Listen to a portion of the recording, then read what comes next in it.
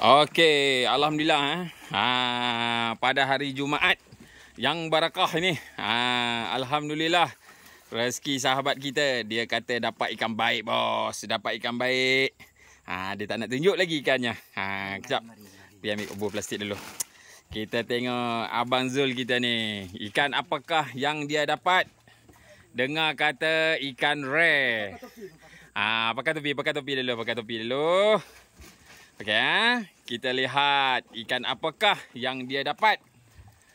Dengar kata ikan baik. Ikan apa tu? Okey Zul Okey, alhamdulillah. Ikan apa? Oh, lama bos. Ikan kayangan lagi bos. Alhamdulillah. Temoleh Sungai Perak. Mantap Pak Abu. Okey, saiz lebih kurang dalam 5 kilo 6 kilo ada. Okey, jom kita timbang dulu ikannya. Okey, jom kita timbang. Okey, jom kita timbang dulu Zul. Zul, kalau boleh buang air dulu Zul kat sini. Sini bawah ni Zul. Bawah ni. Mengalirkan kat sini. Okey, mengalirkan situ. Ya. Ya, kita terpaksa menggunakan timbang ni juga. Timbang tu habis pula bateri. Okey. Zul. Mari Zul, kita timbang terus. Ikan temoleh liar Sungai Perak Okey, cucuk. Okey, lepas.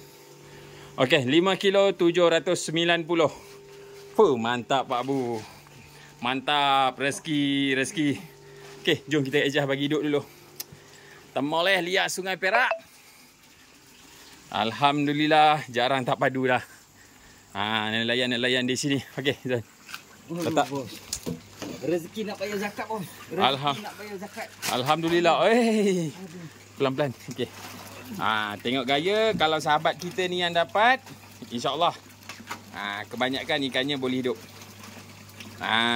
Kita try ejah tengok bagi hidup tu. Manalah tahu. Kok ikan ni kita boleh bela lagi kan.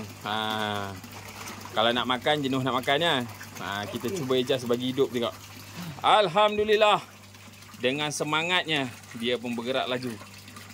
Rezeki orang kampung Teluk Perang. Mantap Pak Bu.